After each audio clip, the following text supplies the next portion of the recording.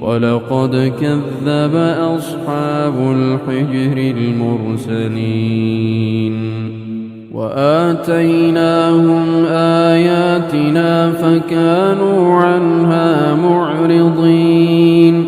وكانوا ينحتون من الجبال بيوتا آمنين فأخذتهم الصيحة مصبحين فما أغنى عنهم ما كانوا يكسبون وما خلقنا السماوات والأرض وما بينهما إلا بالحق وإن الساعة لآتية فاصفح الصفح الجميل